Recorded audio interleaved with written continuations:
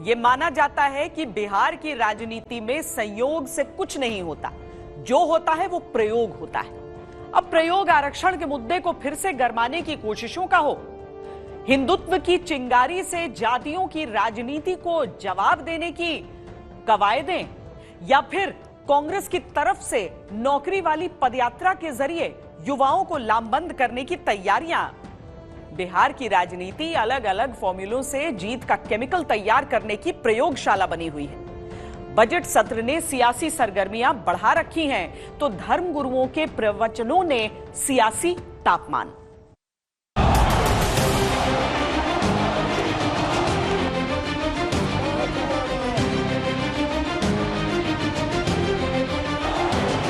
मोदी है, ये नीतीश जी है, जो किसानों के हक का किसी को नहीं खाने देंगे। महिलाओं के लिए कोई काम हुआ था? आप कितना ज्यादा महिलाओं के लिए हम लोगों ने काम किया? आप जानते हैं ना, जब हम लोग आए और काम किया। नीति है नीतीश कुमार जी के पास, न सिद्धांत है न विचारधारा है। सब कोई जाए भाड़ में अपन कुर्सी के जुगाड़ में। पार्टी के प्रचारक नहीं है, हम हिंदुत्व के विचारक हैं। ये लोग नफरती लोग हैं, संप्रदायी लोग हैं। नफरत संप्रदायवाद के बल पर देश के किस्मत के खिलाफ बोल रहे हैं। लालू जी ने तो कहा है कि वही सीएम बनेंगे। ये तो तय करेंगे आदरणीय राहुल गांधी जी, हमारे नेता हैं, खड़गे साहब राष्ट्रीय अध्यक्ष, वो तय करेंगे। चुनाव के लिए बिहार तैयार है, लेकिन इस बार कुछ बदली सी बयार है। कभी 90 के दशक में जैसे नारे गूंजते थे, वैसे ही कुछ इस समय सुनाई दे रहे हैं और इन्हीं पर तकरार है। इन नारों से कुछ सवाल भी निकल रहे हैं कि क्या जो हिंदू हित की बात करेगा वही बिहार पर राज करेगा। हमारा उद्देश्य है कि भारत अगर हिंदू राष्ट्र हो तो पहला राज्य बिहार हो। किसी एक धर्म विशेष की बात करना, हिंदू राष्ट्र की बात करना बेमानी है। प्रधानमंत्री का हिम्मत है तो बिहार से देश भर से मुसलमानों को भगाने का काम करेंगे, राज कहीं बनाने का काम करेंगे।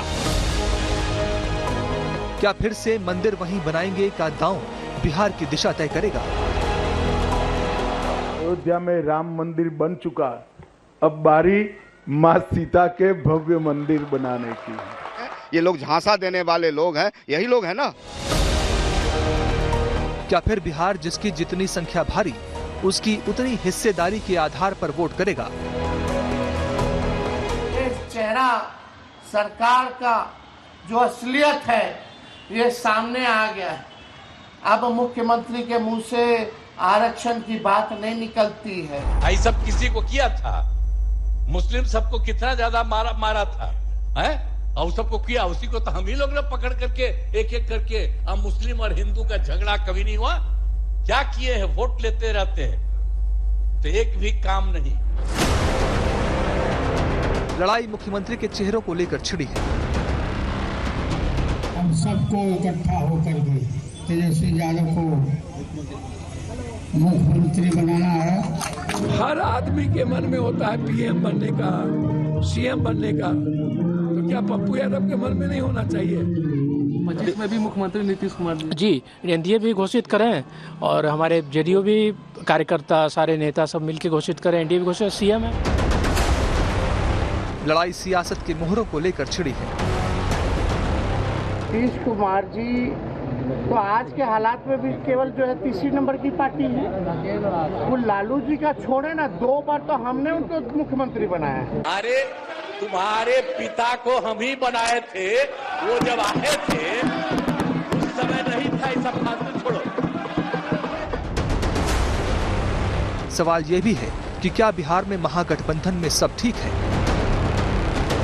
आदरणीय राहुल गांधी जी, खड़गे साहब तय करेंगे, लेकिन हमारा मानना है कि 70 सीट पर लड़े थे, उससे कम हम लोग चुनाव नहीं लड़ेंगे। क्या इंडिया में ऑल इज वेल? खंडित भारत को अगर किसी ने अखंड भारत बनाया, टुकड़े टुकड़े के भारत को अगर किसी ने महान भारत बनाया, कंधार की वादियों से बर्मा तक अलग अलग भारत के टुकड़ों को किसी ने एक भारत बनाया, तो उसका नाम औरंगजेब रहमतुल्लाह अलैह है। मैं सिर्फ इतनी बात जानता हूं कि एक मुगल राजा थे औरंगजेब, जिनके बारे में हिस्टोरियंस की राय यह है कि वो अच्छे राजा थे। ये पूरे देश को पता है कि औरंगजेब एक लुटेरा था, इस देश को लूटने का काम किया, इस देश को तबाह करने का काम किया, जो इतिहास में दर्ज है। अगर बिहार में कोई लोग बोलते हैं तो उनको इतिहास पढ़ना चाहिए, इतिहास की जानकारी लेनी चाहिए कि कौन व्यक्ति देश के खिलाफ काम किया, देश को लूटने का काम किया। तो उनके पक्ष में बोलना हम समझते हितकर नहीं है। जो लोग बोल रहे हैं वो देशद्रोही हो सकते हैं। बिहार में साल के अंत में चुनाव होने हैं, लेकिन साल के शुरू से ही बिहार का सियासी माहौल गर्म है। मुद्दों में रोटी रोजगार है। 51,389, अगर इसका 16% निकाल लीजिए तो 8,222 नौकरी अति पिछड़ों का, आदिवासी दलितों का ये बीजेपी और नीतीश जी खा गए। वो लोग जो लोग निवेशक को भयभीत करके बिहार में बेरोजगारों का एक बड़ी फौज खड़ा किया और वो लूटने में लगा रह गया, भ्रष्टाचार और अपराध बढ़ाने में लगा रह गया, और ऐसे लोग रोजगार की बात करते हैं। सबसे बड़ा मुद्दा खुद नीतीश कुमार है। समझौता नहीं किया, सत्ता रहे या जाए, लेकिन जहां खड़े थे वहीं खड़े हैं। नीतीश कुमार जी कब पलट जाए, कब इधर हो जाए, कोई गारंटी ले सकता है क्या? अब पहले क्या गड़बड़ था, 5 से 10 में क्या किया, 10 से 15 क्या किया, और उसके बाद 20 तक क्या काम किया, बीच में तो ले लिए थे, बेमतलब का बात था। जब कोई काम नहीं करता था हटाए। अभी वक्त है तो जातियों के वोट बैंकों के समीकरण जुटाए और बिठाए जा रहे हैं। इतना तो तय है कि लड़ाई एनडीए वर्सेस महागठबंधन की होगी, लेकिन दोनों तरफ से कौन किसका कितना साथ देगा, ये दोनों गठबंधनों में सीट शेयरिंग का फॉर्मूला तय होने के बाद ही पता चलेगा।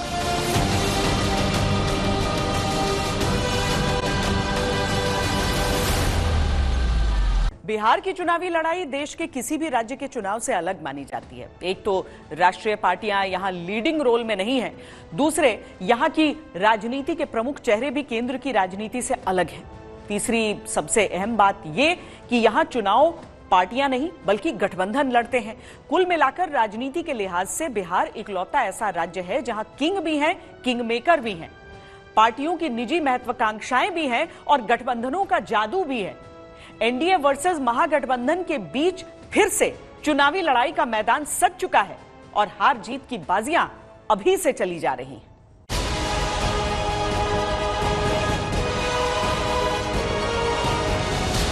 ऐसे आदमी के हाथ में कमान है जो अचेत अवस्था में है, जिसकी स्थिति ठीक नहीं है। इतना ज्यादा काम करा दिया गया तो एक एक काम किया जा रहा है, तो इसीलिए अब तो भागिए न गया। जातीय उन्माद, भ्रष्टाचार, ये इनका यूएसपी है, तो इनको हर चीज ऐसी दिखता है। कई दिन देखे हैं आप तेजस्वी जी को, वो फरार आदमी है, सोए रहते हैं, घर पर जाकर के सोए रहते हैं। उनसे क्या लोग उम्मीद करेगा कोई काम करेंगे? एनडीए की बहुत ही निर्णायक जीत होगी। बिहार की चुनावी जंग के ये प्रमुख चेहरे हैं। इन्हीं को सामने रखकर बिहार का चुनाव भी लड़ा जाएगा। हालांकि वक्त है अभी विधानसभा चुनाव में, लेकिन एक दूसरे का दम परखने और एक दूसरे के सामने खम ठोकने की प्रक्रिया शुरू हो चुकी है। अच्छा, कांग्रेस के बगैर एनडीए चुनाव लड़के इंडिया गठबंधन चुनाव देख ले, अब ऐसा नहीं होता है। कुमार यात्रा पे जा रहे लालू जी, अच्छा जा रहा है, तो अब तो नैन सेकने जा रहा है। मुंगेरी लाल के हसीन सपना देखने पर छोड़ दे देखना, कोई सपना काम नहीं आएगा। तेजस्वी यादव कभी ये नहीं कहते कि मेरे पिताजी ने 15 साल में बिहार को कैसे खटारा। चुनावों की दस्तक के साथ ही वोटों की लड़ाई का आगाज बता रहा है कि नतीजों की शक्ल में अंजाम महाभीषण होगा। बहरहाल सेनाएं और सेनापति आमने सामने हैं। ये खुली लड़ाई है एनडीए और महागठबंधन के बीच। एनडीए में बीजेपी, जेडीयू, लोक जनशक्ति पार्टी रामविलास, हिंदुस्तानी आवाम मोर्चा सेक्युलर और राष्ट्रीय लोक मोर्चा है। महागठबंधन में आरजेडी, कांग्रेस, लेफ्ट पार्टीज और विकासशील इंसान पार्टी है। हरियाणा, महाराष्ट्र, दिल्ली जीत के बाद बीजेपी आत्मविश्वास के रथ पर सवार है और बिहार में एनडीए की महाजीत के प्रति आश्वस्त है। जो लोग पशुओं का चारा खा सकते हैं, वो इन स्थितियों को कभी भी नहीं बदल सकते। आरजेडी को, राष्ट्रीय जनता दल को जब जब थोड़ा सा भी मौका मिला है वहां अराजकता फैली है और इसलिए बिहार की जनता गवर्नेंस मॉडल पर काम कर रही है। महागठबंधन भी जीत की आस लगाए लगातार नीतीश सरकार के कारण एंटी इनकम्बेंसी और नीतीश की उम्र के साथ उनके कार्यकाल को निशाना बना रहा है। अब नीतीश जी जो है अब योग्य नहीं रह गए हैं मुख्यमंत्री पद के लिए, बिहार चलाने के लिए। अब उनसे बिहार चल नहीं रहा है, थके हुए हैं। हमने पहले भी कहा था कि भाई सरकार खटारा, सिस्टम नकारा, मुख्यमंत्री थका हारा, बिहार के आम लोग कर रहे हैं मारा मारा। नीतीश कुमार को लेकर बहुत तरह की बातें विपक्ष की तरफ से की जाती हैं। केवल ये नहीं कि वो पाला बदलेंगे, ये कि उनका स्वास्थ्य ठीक नहीं है, कि उनके जो अधिकारी हैं वो उनके बिहाफ पर फैसले लेते हैं। राबड़ी देवी यहां तक कह देती हैं कि वो तो भांग खाकर उसका असर उनके ऊपर दिखता है। इस तरह की चीजें उनके बारे में कही जा रही हैं कि वो सक्षम नहीं है। मैं आपसे एक ही बात कहूंगा, अभी जिस प्रकार से नीतीश जी ने अपनी प्रगति यात्रा पूरी की, वो छोटी बात है क्या? पूरे बिहार के हर जिले का दौरा करना। अपने पटना जिले में मैं उनके साथ था, जिस तरह से वो सभी कार्यक्रमों में जाते हैं, जिस तरह से वो प्रगति यात्रा पर घोषणाएं करते हैं और वो घोषणा करके कैबिनेट का अप्रूवल हो जाता है, वो सब बातें खुद ही ना करते हैं। लोग कहते हैं कि ये बीमार है, आरजेडी का आरोप है कि ये बीमार है, लेकिन आप सोचिए कि पिछले 2 महीने में 38 जिले का यात्रा करके और लगभग 50,000 करोड़ की योजना नीतीश कुमार जी ने स्वीकृत करने का काम किया। और टाइम बाउंड 4 फरवरी को कैबिनेट बैठक करके 127 योजना की स्वीकृति दी। दरअसल विपक्ष रोजगार आरक्षण के साथ साथ नीतीश कुमार को भी एक मुद्दा बनाकर चुनाव मैदान में है, जबकि एनडीए नीतीश कुमार की मजबूत छवि के साथ चुनाव लड़ रहा है। दरअसल आरजेडी नीतीश को बीजेपी से अलग रखकर बीजेपी को अगड़ों की पार्टी का नैरेटिव सेट करना चाहती है, जो नीतीश के साथ रहने पर बन नहीं पाता। बीजेपी के लिए भी नीतीश के साथ होने का मतलब है अगड़ों के साथ साथ पिछड़ों के भी वोट मिलना। यही कारण है जैसे जैसे चुनाव नजदीक आ रहे हैं, निशाने पर नीतीश आ रहे हैं। मुद्दों के लिहाज से अगर बिहार की लड़ाई देखी जाए तो आरजेडी की उम्मीदें जातिगत राजनीति के प्रमुख हथियार आरक्षण से हैं, जिसके चलते तेजस्वी का बिहार विधानसभा के बाहर धरना भी रहा। बीजेपी नीतीश कार्यकाल में हुए विकास के दावों पर निर्भर है। इनकी मार्केटिंग कर रहा है पैसे वाला नरेंद्र भाई मोदी जी जा रहे हैं, नेता जा रहे हैं, इनकी मार्केटिंग, और ये मार्केटिंग कर रहे हैं बीजेपी के और नेता के। ये इनको क्या लेना देना गरीब से, दलित से, कमजोर तबके से, जाति जनगणना से, प्रमोशन से, ST SC से। आरक्षण का निर्वहन हो रहा है, रोस्टर के अनुसार आरक्षण मिल रहा है। अगर उनके पास कोई कमीशन बैठाए हो, कोई बात हो तो स्पष्ट करें, डाटा दें। निश्चित तौर पर धर्म भी एक मुद्दा है जो लगातार सुलग रहा है और बिहार की राजनीति को प्रभावित करता दिख रहा है। कातिल है, उसको तो उसके बारे में जो तारीफ करे उसको मेरे हिसाब से उस पर देशद्रोह का मुकदमा चलना चाहिए। और आप बोले थे कि इनको देश निकाल बाहर एकदम बाहर कर देना चाहिए। मैं तो कहता हूँ ऐसे लोग जो औरंगजेब का तारीफ कर रहे हैं, किसी दल के हों, इससे कोई मतलब नहीं है। भाई आप भारतीय हैं और आप कैसे तारीफ कर सकते हैं उसका? औरंगजेब कैसे शासक थे? अब कैसे शासक थे तो दुनिया के लोग जानते हैं। उनके किसी एक के सर्टिफिकेट देने से नहीं होगा कि कौन खराब थे अच्छे थे, ये सारे लोग जानते हैं। चुनावी लड़ाई का असर विधानसभा के बजट सत्र में एनडीए और महागठबंधन के बीच जमकर खींचतानी के रूप में देखने को मिल रहा है। काम किया गया हम लोग की सरकार में, कुछ मालूम है? आप उस प्रक्रिया में हैं। इसके हस्बैंड टूट गए तो अपना वाइफ को बना दिया। अरे ये सब कोई मतलब है जी? नीतीश कुमार भांगेड़ी हैं, भांगा पी के आते हैं हाउस में, आन संत महिलाओं को बीच में बोलते हैं, महिलाओं का अपमान करते हैं। एक नहीं, बिहार के महिला को बिहार के पहला पूरा बिहार के महिलाओं को, हमको भी सदन में भी बेइज्जत करते हैं, आरोप लगाते हैं कि पहले 2005 से पहले कोई कपड़ा पहनता था।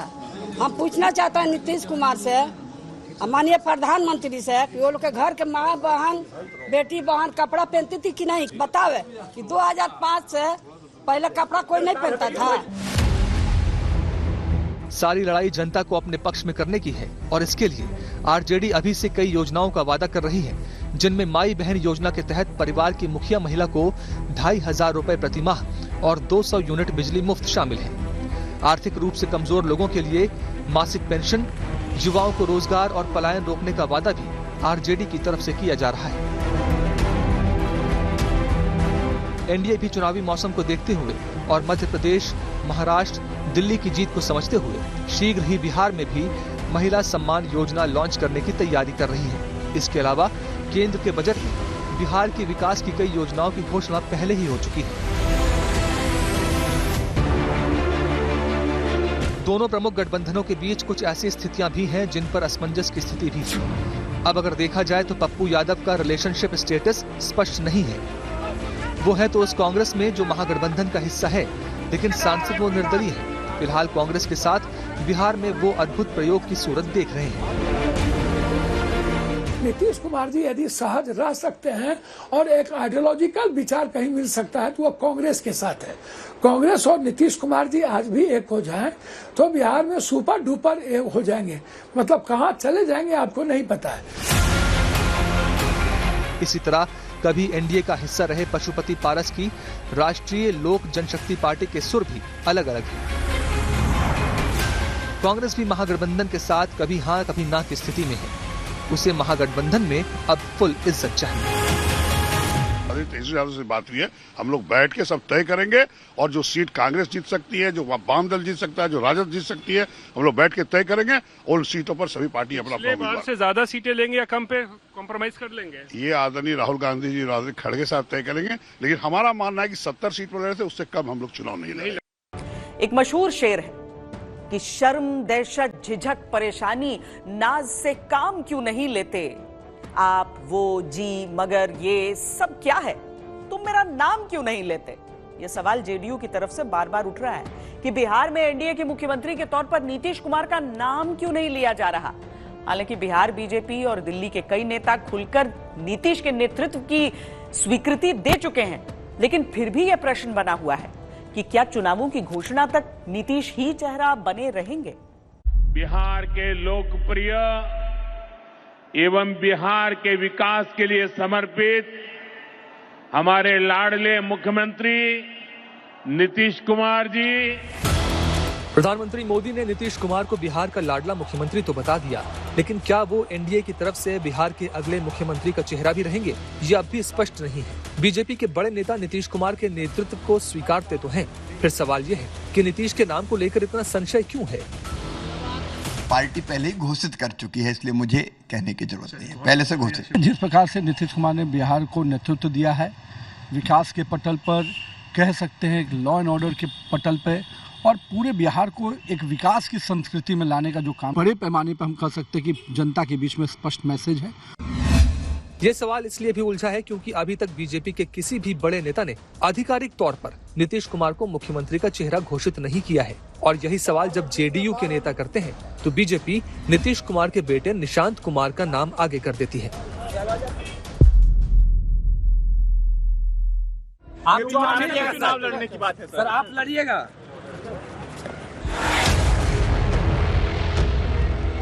ऐसे में क्या नीतीश कुमार बिहार चुनाव के लिए चेहरे से ज्यादा मोहरा भर है? जेडीयू के कई नेताओं को यही डर है, इसलिए जैसे ही निशांत कुमार का नाम आता है गुस्से से लाल हो जाते हैं।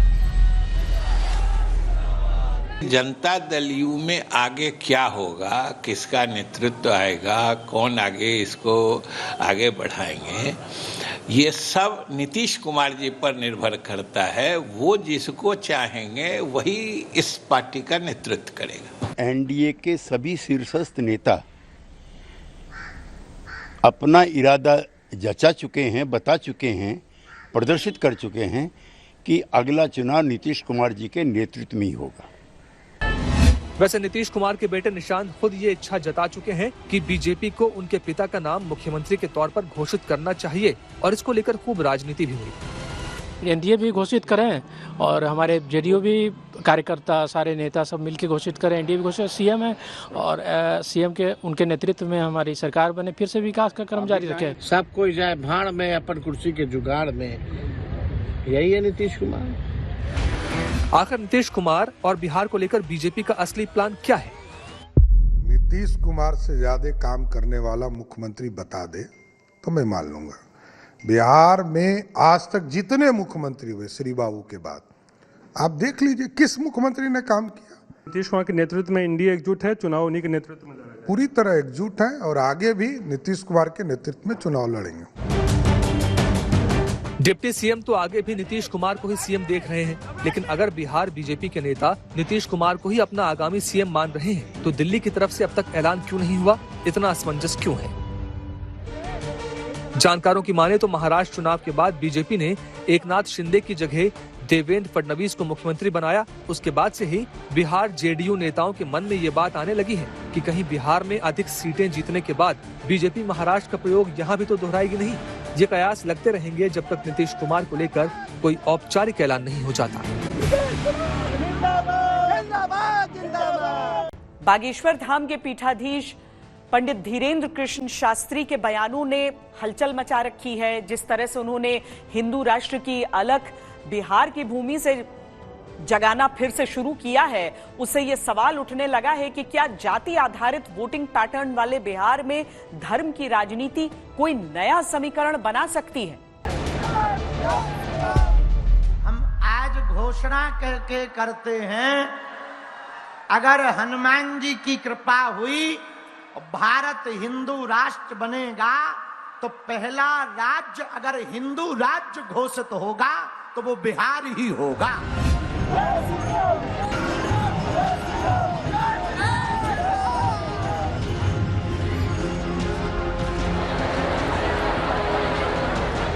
गोपालगंज में बाबा बागेश्वर धाम ने हिंदू राष्ट्र की बात उठाई तो सियासी भूकंप आना तय था, क्योंकि गोपालगंज को लालू प्रसाद यादव का पारंपरिक सियासी गढ़ माना जाता है। यानी यहीं से बिहार की राजनीति में धर्म और जाति की राजनीति के बीच बारीक सी लकीर खींच गई।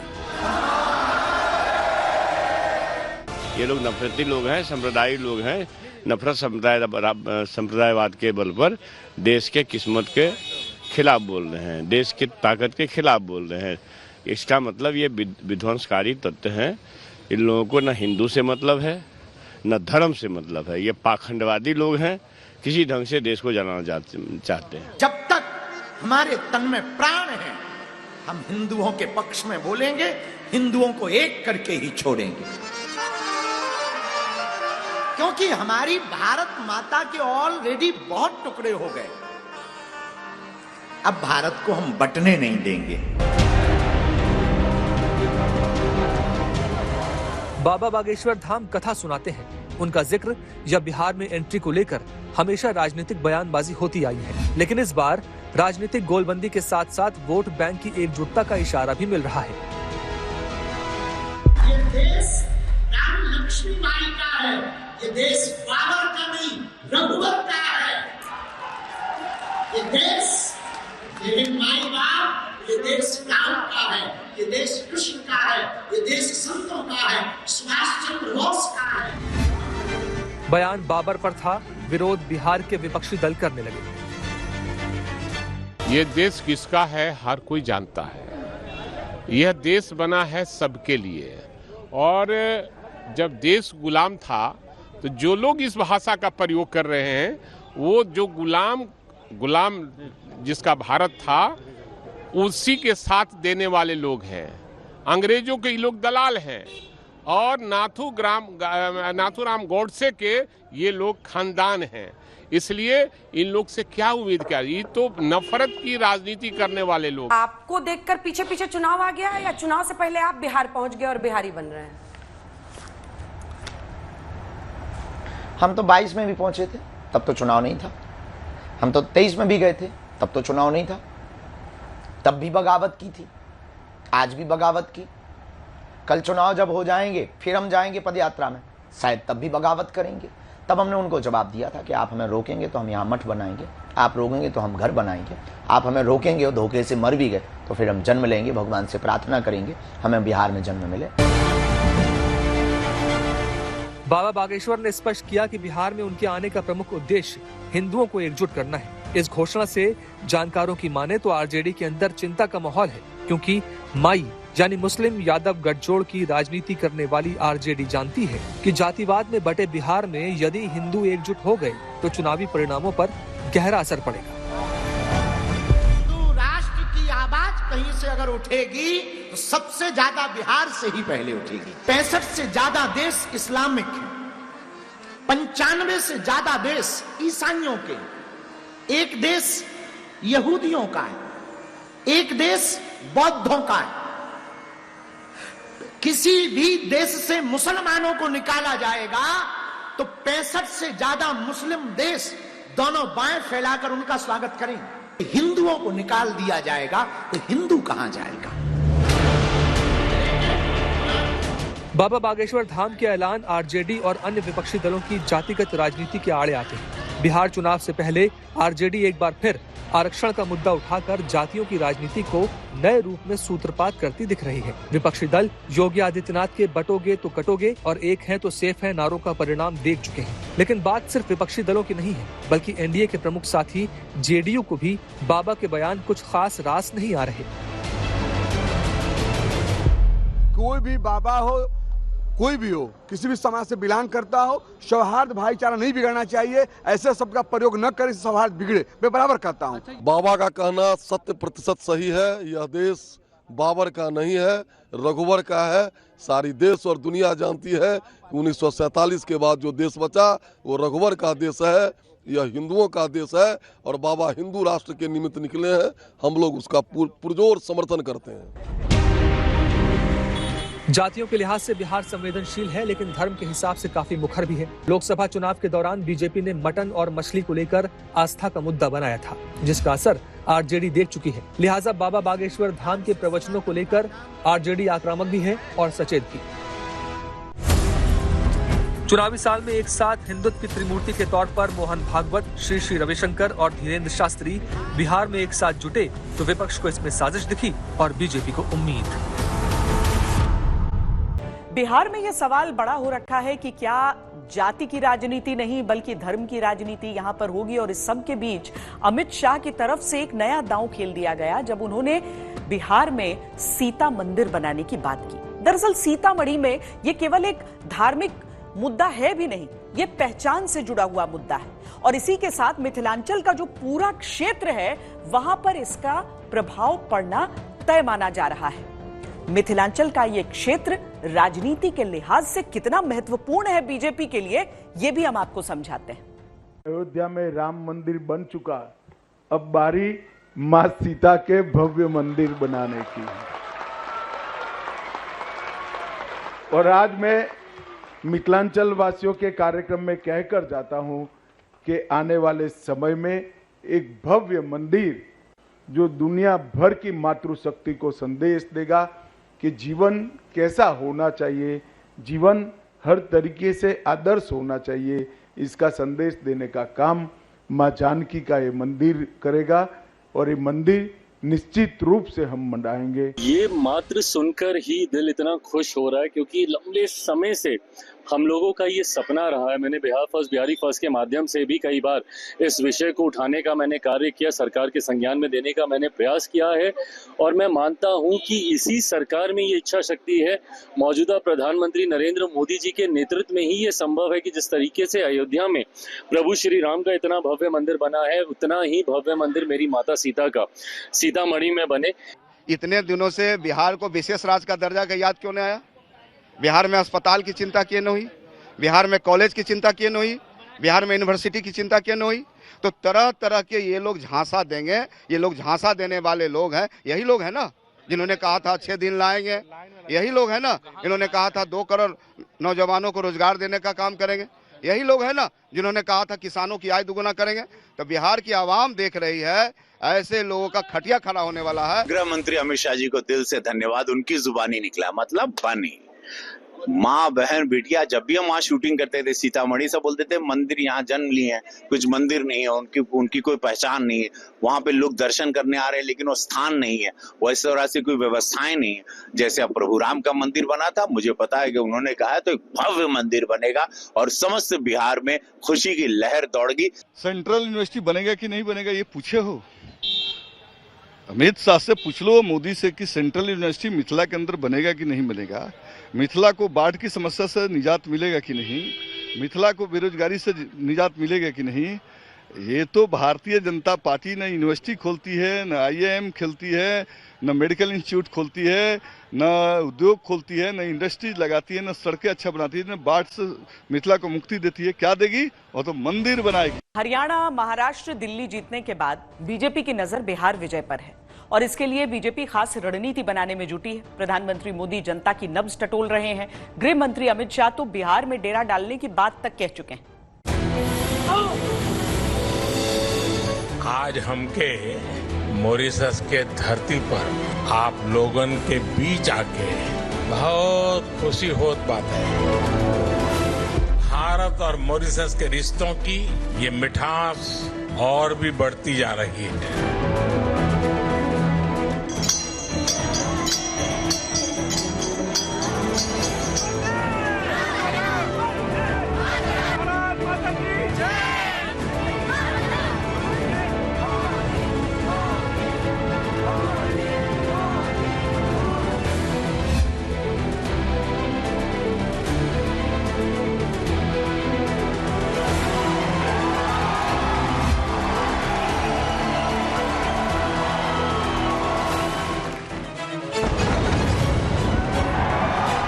हाल ही में प्रधानमंत्री मोदी मॉरिशस के दौरे पर गए, यहां उनका अद्भुत भोजपुरी प्रेम देखने को मिला।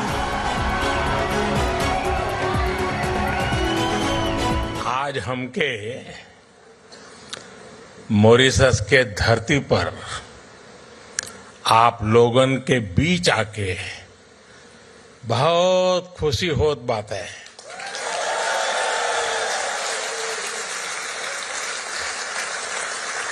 हम आप सबके प्रणाम करत है। मॉरिशस की कुल आबादी का 70% भारतीय मूल के लोगों का है। सन 1834 से 1900 के बीच लाखों मजदूरों को यहाँ लाया गया था, जिनमें बड़ी संख्या में बिहार के मजदूर थे, जिन्हें गिरमिटिया कहा गया। कई मजदूर यहीं बस गए, जिसके चलते बिहार वासियों का मॉरिशस में बोलबाला है।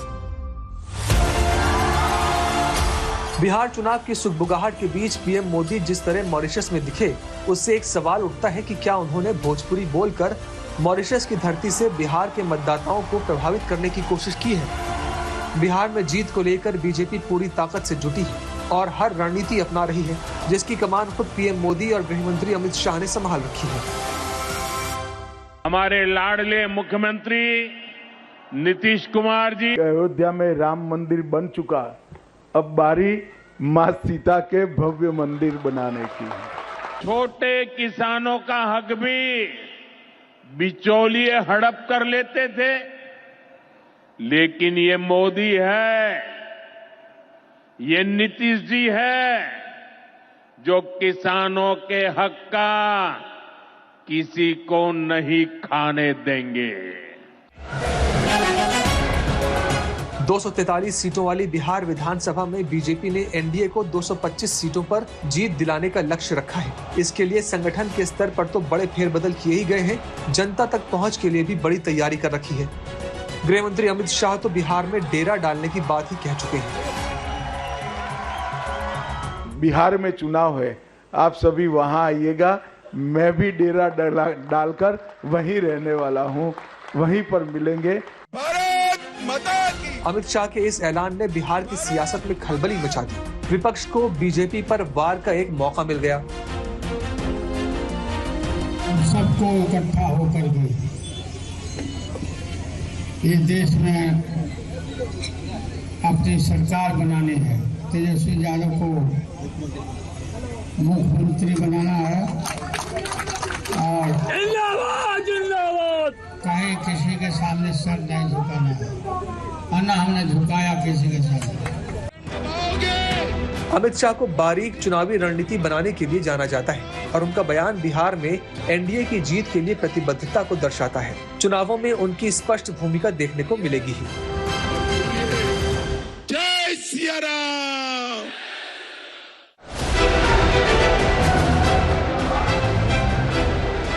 अमित शाह की तरह ही प्रधानमंत्री मोदी की भी पैनी नजर बिहार चुनावों पर बनी हुई है, जिसके लिए प्रधानमंत्री मोदी के कई कार्यक्रम बिहार में प्रचार के लिए बन रहे हैं। दरअसल बीजेपी यहां बड़ी और ऐतिहासिक जीत हासिल करके हरियाणा, महाराष्ट्र, दिल्ली जीत का मोमेंटम बरकरार रखना चाहती है, जातियों की राजनीति का जवाब देना चाहती है।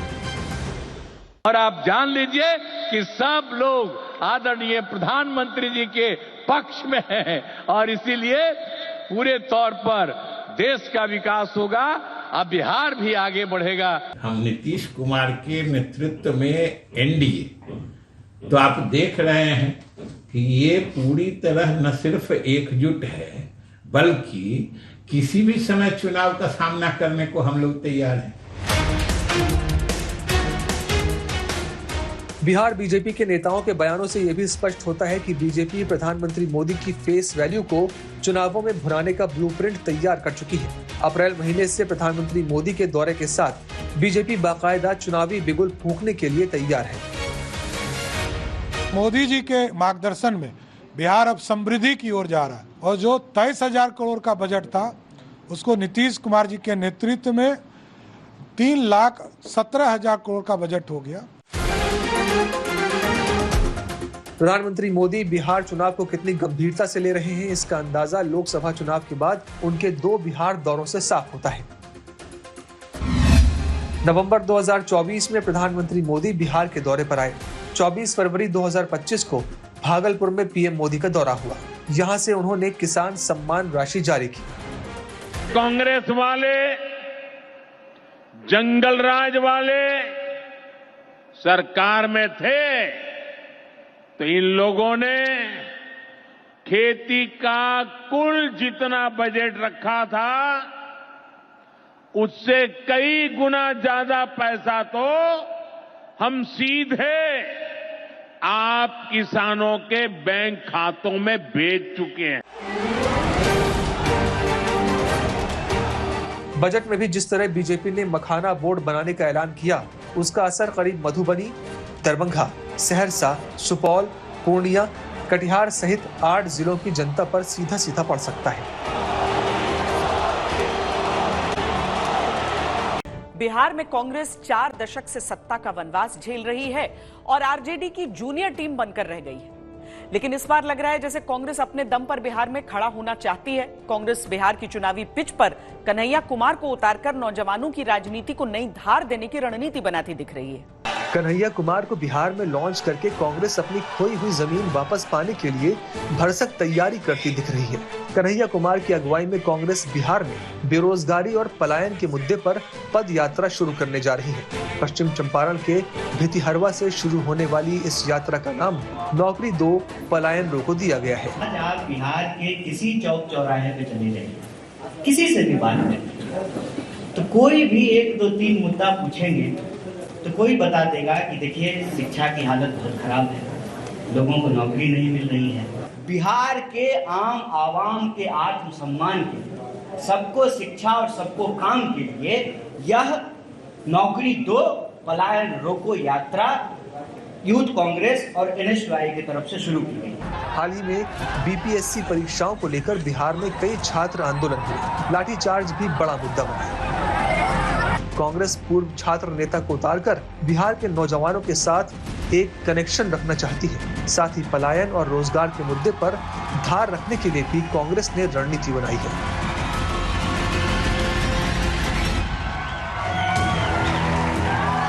दरअसल कांग्रेस एक तीर से 2 निशाने साधने की कोशिश कर रही है। पार्टी का नया जनाधार तैयार करना, महागठबंधन में सम्मानजनक स्थान पाना।